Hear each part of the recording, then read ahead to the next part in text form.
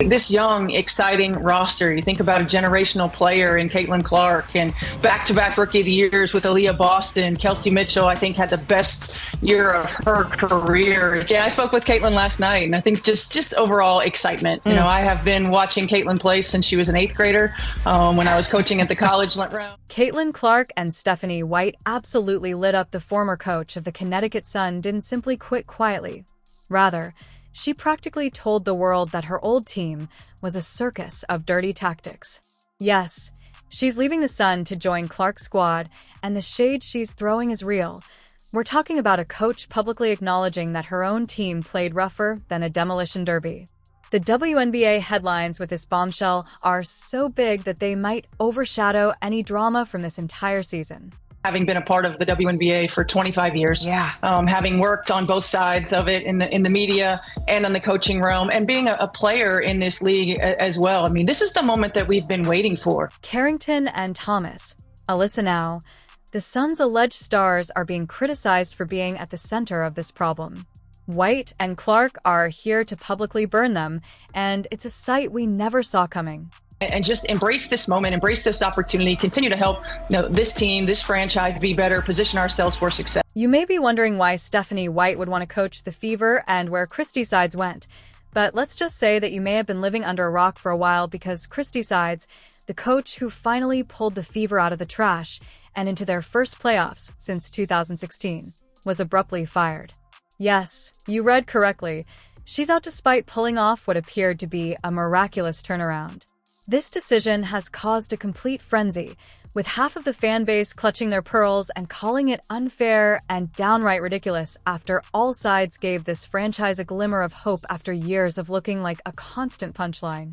The other half, however, aren't exactly throwing a pity party. They believe this is a risky but necessary gamble, demanding more than just a feel-good comeback story. They're hungry for greatness, not mediocrity. It's just a unique opportunity, and I'm so thankful and grateful for it. Let's get to the heart of the matter. Although she did manage a playoff run, her coaching record wasn't exactly impeccable, and her defensive schemes were as solid as wet tissue paper.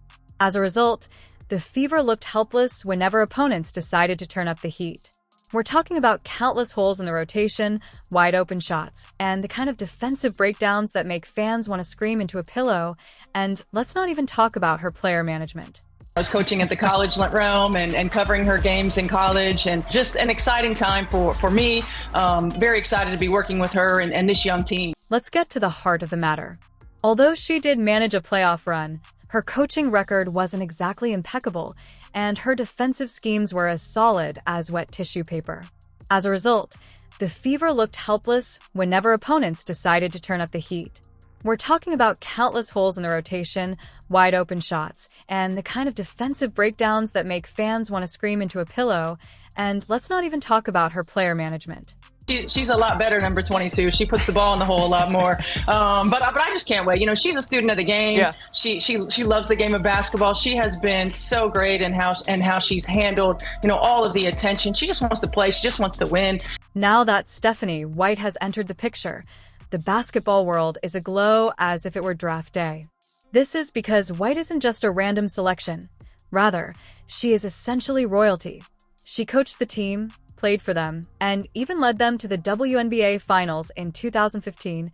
So yes, she is more familiar with this franchise than most people in the industry. Go beyond a long-standing rivalry. But let's not only focus on the past. White's most recent coaching resume reads like an all-star highlight reel. During her 2 seasons with the Connecticut Sun, she achieved an incredible 5,525 record and even won the 2023 WNBA Coach of the Year award. However, despite all of that glittering success, not everyone believed that White was the magic fix. The WNBA has changed into a league of lightning-fast speed and tactical mastery, and there is a camp. It's not just about a sentimental homecoming. This is a high-stakes gamble where White's legacy and the future of the Fever are both on the line. Speculating that perhaps White's traditional approach might not hold up, is she prepared to adapt to this relentless new pace? Or will she become one of those coaches stuck in the past? It shows you that professional sports is a tough business. I mean, Sides was the coach of a team that got to the playoffs for the first time since 2016. Was the coach of the team that turned around from a rough 1-8 start. Was the coach of a team that dealt with. You may not disagree with me that Caitlin Clark's rookie season was so incredible that even WNBA legends had to pay attention and believe me when I say that it's not hyperbole. In 2024, she led the entire WNBA in assists, which is an incredible accomplishment for any player, much less a rookie. If you thought that was impressive, wait. She recorded several triple-doubles as though they were unofficial weekend plans. She had well established among the best by the end of the season, and winning 2024 Rookie of the Year seemed more like a formal coronation than an honor, and Stephanie White, a coach whose name is almost ET-edged in the annals of soccer history. It's like the Fever believe they need a new voice on the sideline in order to get to that next step, to that championship level, which they're not playing around. When news broke that White, with her amazing coaching skills, might reunite with Clark on the Fever's bench, the internet went wild, and for good reason. This isn't just a story about wins and losses. It's about a connection that feels almost mythical. Before most people could even spell her name, White was an early believer, praising Clark's magic and singing her praises while covering Big Ten college games. First person that Caitlin Clark spoke to was Stephanie White. Now, Stephanie White has covered Caitlin's games as a part of the broadcast for Big Ten and was very complimentary of Caitlin Clark. So again, if Christy Sides maybe wasn't the right fit, if this indeed is a move to activate and get more from Caitlin Clark, then Stephanie White is likely at the top of the list. And speaking of connections, there's a poetic twist that's hard to overlook. Stephanie White was the first player to wear the iconic number 22 jersey for the Fever when the team was still figuring itself out. Fast forward to the present, and Caitlin Clark may be the last player to wear that number before it's inevitably retired. It's a full circle moment, so perfect that it could make a Hollywood screenwriter jealous. The fans of the Fever are already wondering if this magical connection between White and Clark is the key to turning the team from merely making playoff appearances to actually competing for a championship. Is it fate, a masterstroke, or perhaps a combination of the two? Whatever the case, the stakes couldn't be higher. Exciting. Certainly I was born and raised in Indiana, and so have a lot of pride in Indiana basketball, and a lot of pride in the Fever organization, being a player and a coach there. And it's exciting what's happening with the organization and where they are. I mean, most organizations have their ups and downs, certainly. However, don't get too caught up in the pleasant feelings of this possible reunion, because the drama behind the scenes is more compelling than a soap opera. When Christy Sides got her pink slip, there were rumors that Stephanie White was circling like a shark ready to pounce.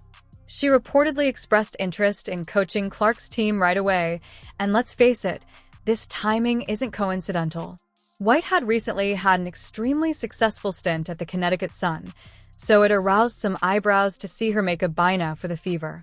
Was it just a professional move, or did her long-standing respect for Clark play a part? Either way, it's fascinating. I'm proud of the growth of the Indiana Fever. Excited, about the future of the Indiana Fever. The narrative intensifies here, though. Not everything was sunshine and rainbows during White's time at the Connecticut Sun. Fans are still talking about the infamous eye poke incident from an especially heated game where a Sun player made an unsportsmanlike move that was about as subtle as a sledgehammer. Fans expected White to defend Clark and perhaps even throw some well-deserved shade at the dirty play, but White did nothing at all. Her silence was deafening, and critics wasted no time questioning her loyalty. Was she trying to keep the peace, or did she simply not care enough to take a stand? In sports, silence can speak louder than words, and White's lack of action left many with a bad taste. As everyone else is seeing this angle. It's up for debate whether White's decision to remain silent actually helped her. On the one hand, it might have been a calculated move to keep the drama from getting out of control and to keep everyone's attention on the team. On the other hand, it could have hurt her reputation by making her appear distant and unwilling to support her players when it mattered. This is a classic case of perception versus reality. What does Fever management think of all this? As White ISA returned to Indiana, they undoubtedly looked at every possible angle.